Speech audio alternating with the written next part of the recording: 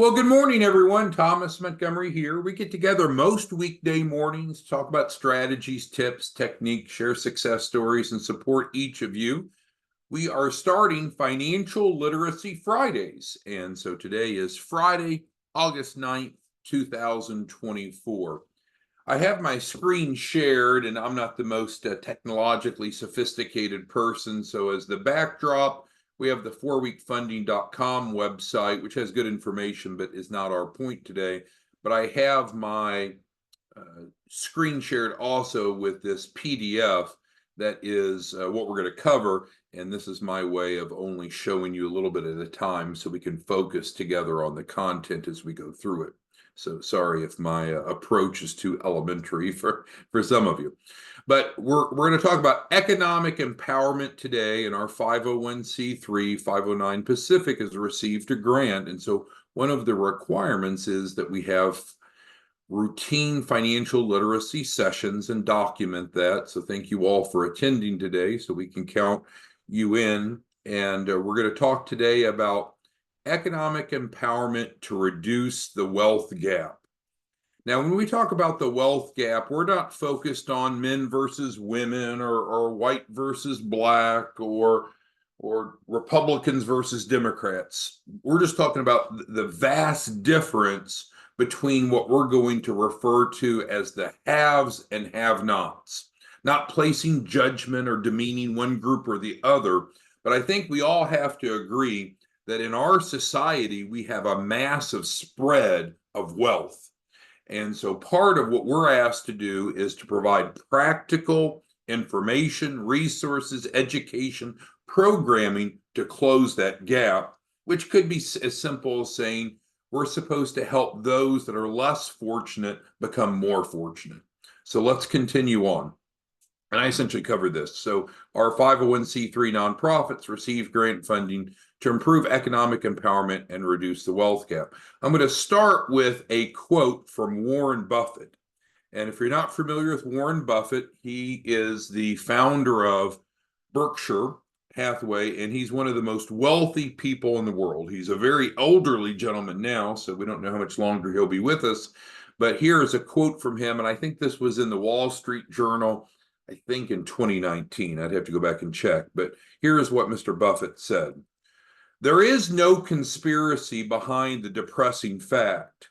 The poor are most definitely not poor because the rich are rich, nor are the rich undeserving.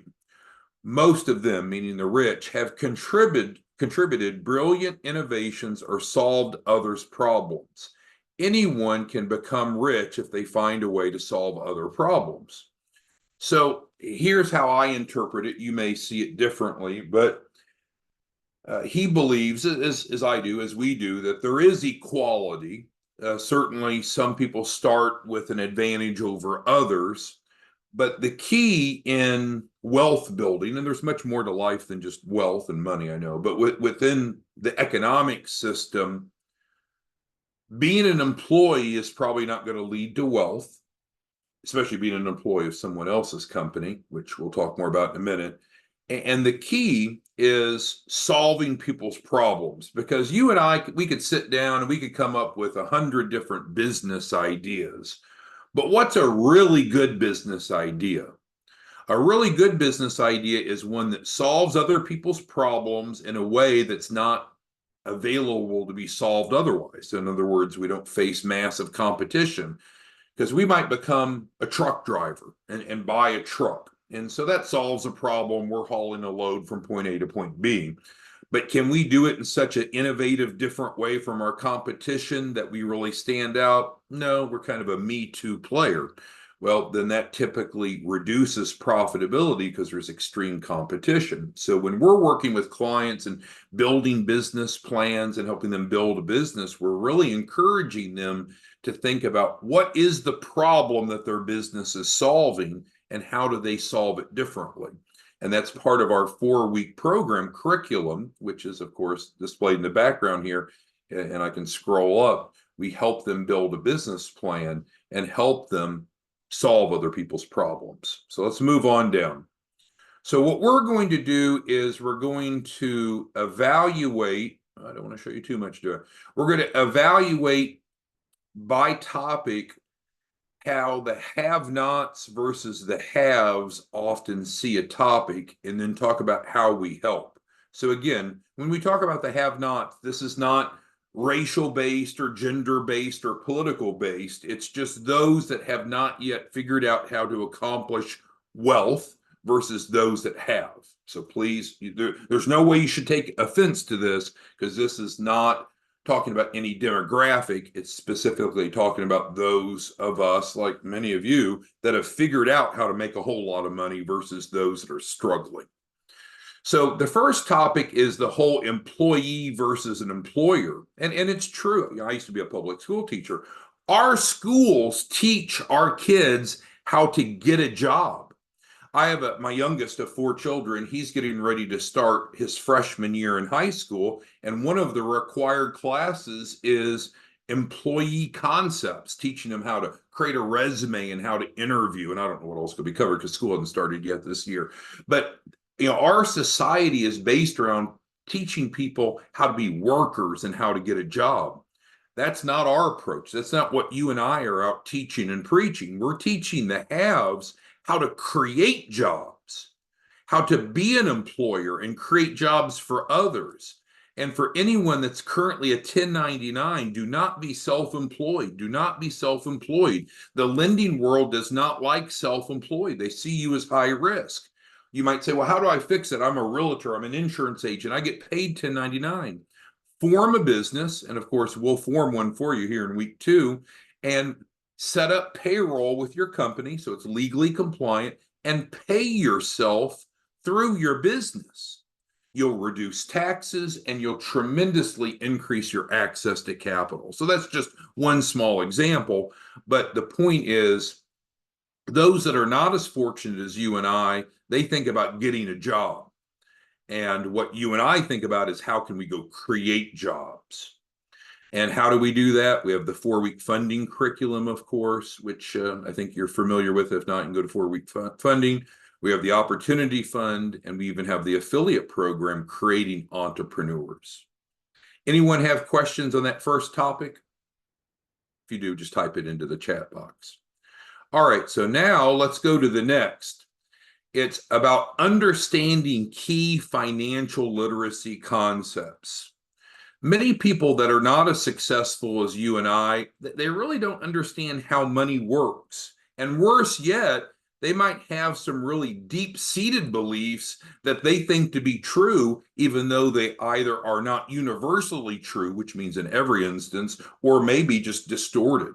So commonly, we'll see people that they're held back based upon what they know and what they think they know that may not be in their best interest. So what is it that you and I do? We go out and we teach and we preach and we help people understand at the most basic level, what does it take to get funding? It's the 3 C's: credit, collateral, and capacity. The most basic concept that kids now learn in 6th grade, 7th grade. But you'll interface with a lot of entrepreneurs that don't know that. So it's so crucial that you and I work together to educate, to train. We have our daily Zoom trainings where we try to build financial literacy. And of course, the participants that go through the 4-week funding program, this is packed full of teaching concepts and systems. What is a balance sheet? I tell you right now, if you went out and surveyed 100 average entrepreneurs, most of them couldn't give you a satisfactory description of even what a balance sheet is. No wonder there's so much challenge and anguish in trying to get money to start or grow a business, because most people don't know what you and I know. And so we need to be active in teaching financial literacy concepts. Next topic is building wealth. The employee mentality, which we talked about up here, is save money, right? Put money in your 401k, don't eat out as much, take away from life's excitement. Just save a little bit of money here, save a little bit of money there, and then by the time you retire, you'll hopefully have Social Security and some money in your 401k. That is not how those of us that are haves think, right? You've got Jeff and Jeanette and Herman. Man, none of us are thinking about counting our pennies. Who the fuck cares about counting the pennies? What we need to do is go increase income and acquire assets. So we're building our wealth. It is such a different mindset. Now, that doesn't mean we shouldn't save money also, but that shouldn't be the primary way of building wealth. You're not going to build wealth by saving a little bit of money each week out of your paycheck. You'll never get there, especially with inflation as it is. But we need to jack up our income, and we need to use that income to acquire assets. So how do we help with that? Our affiliate program, and then our collateral support program. Our collateral support program, which isn't our focus today, but it's based around transferring income producing assets to clients so they have assets on their balance sheet, and then we turn around and liquidate those assets and turn it into a multiple of a cash return, much greater of a return than they would ever get in the stock market or buying real estate. So again, I just don't want you to take for granted. There's so much that you know and that you do in your life that the average person doesn't. And that's why it's so valuable for us to work together, bring clients into the 4-week funding program, and give them a hand up, help them. All right, next topic, credit. There are definitely different views on credits from the have-nots versus you and I. There's a lot of people with shitty credit. Now, bad credit can happen for all different reasons, and pretty much anyone that has shitty credit always has an excuse. My credit was great until the War of 1812. I'm exaggerating, but there's a reason. And so certainly some of those are valid, but it doesn't matter. Credit does not have a memory. Credit doesn't know what the past credit was. It's only where we're at today. So what we need to do is to obviously help individuals have great credit, because when you have great credit, you have more access to capital and you have a lower cost of capital. And of course, we do that through the free 30-day credit sweep, which we talked about yesterday. Now, going back to the have point, most people that have shitty credit, they don't need credit repair. That's at least not their priority. Most people, not all, but most people with shitty credit, they need money repair. Because until they have good cash flow, it is difficult, if not impossible, to manage credit. And that's where you and I come in. We can bring someone in. You can be an affiliate if you want, and then they can be an affiliate. They earn their 5 points. You earn an override, and we help them start generating an adult amount of cash flow. Because if you just don't have enough money to pay your bills for whatever reason, you can't have great credit.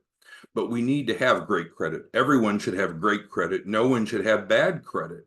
And we can clean up the historical bad and then start building positive. How? Through the 4-week program. Gaining access to business funding is our next concept. I think often the people that are not like you and I, the have-nots, often they have some really unrealistic expectations. They'll sign up and they're like, I want $1 million tomorrow. And then, what's our question? Well, is your business fundable? And it's often about their needs or their wants. Well, there's not a lender in the world that cares about the borrower's needs or wants. Lenders care about underwriting and how risky is the borrower. So we must be focused on creating fundable businesses. And that's what you and I do through the 4-week funding program. When it comes to the topic of borrowing money to start or grow a business, and this kind of fits closely with the prior point, again, so often people that don't have the financial literacy like Damar and like DeAndre and David and Dorothy and others that are on the Zoom this morning, they sign up for our program and they're like, I want $1 million instantly, but I've got a business that's pre-revenue, has never made a penny. Well, should we really go from 0 to $1 million overnight? Is that really reasonable? Or should we look at it more? Now, I'll go ahead and pop this up. I know I shouldn't because everyone's going to look ahead. But or should we? Way to maximize it. Or should we look at it in tranches? Because does it make, let's go back to the trucking company example, because we have a lot of clients that are in transportation industry, which is fine. So if I'm someone that I've been a truck driver, but I want to start my own company. Thumbs up. That's great, right? That's consistent with what we teach. But I want to go from 0 trucks owned to having 10 trucks. Do you think that that's really reasonable? Do you think a lender is going to say, well, you've never owned a trucking company, so let's go from 0 to 10? Or the same as in real estate, someone that wants to get in real estate. We do a lot of real estate financing. I've never been involved with a fix and flip, but I want enough money now to go buy 20 houses.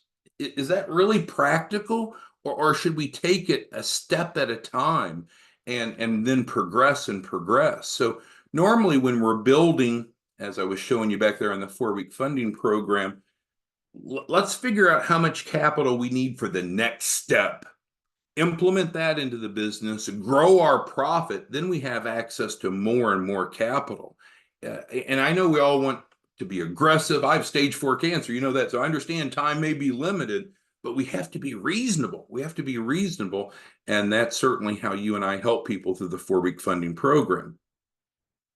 Lastly is pass-through income. And I bet you've seen this too. You have a lot of people that are in this other category, not with you and I, and all they can think about are LLCs or S corporations with pass-through income. I don't think you and I would wish on our worst enemy pass-through income, but that's how the have-nots think. Oh, that makes sense. I read about that somewhere. Oh my God. You and I avoid pass-through income businesses like the plague. So again, when clients are going through the 4-week funding program, we're literally giving them the training, the skills, so they can make their own educated decision. But very few would ever want to pass through income if they really understand the negative consequences.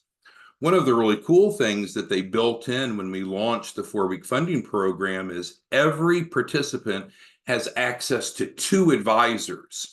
One of us, myself or one of the others, will be their advisor for their first 2 weeks, and then it's designed to switch to another advisor for the 3rd and 4th week, not to create a lack of continuity, but instead to give different ideas, different experiences, and different perspectives.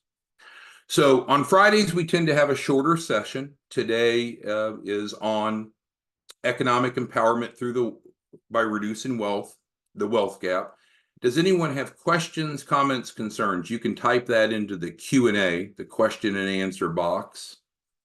And if you need to reach us, of course, our phone number is 903-200-8781. The 4-week funding website is 4weekfunding.com, as we just was showing a moment ago. Any other questions? And I guess just to wrap it up, we're excited to be part of the solution to the problem. And part of that is economic empowerment through improved financial literacy. And then the other aspect is improved economic empowerment through access to capital. We want to work with you as an affiliate to be able to help others improve their financial literacy and have the capital they need to start to grow a business to reach their potential. And it's very consistent with what one of the most famous finance people in the world talks about, of solving problems. So with that, we'll cut it short today. We try to end early on Fridays. If there's anything that we can do for you, whether it's from a client perspective or a distribution partner perspective, or you just want to chat, you're welcome to reach out to us. Our phones are answered live during the week, Mondays through Friday. Otherwise, you can leave a voicemail, but we'd love to visit with you. We'd love to collaborate with you, and just wish you a great day, a great weekend, and we'll be back Monday morning, same time, same place, for another live session. Thanks, everyone. Have a great day.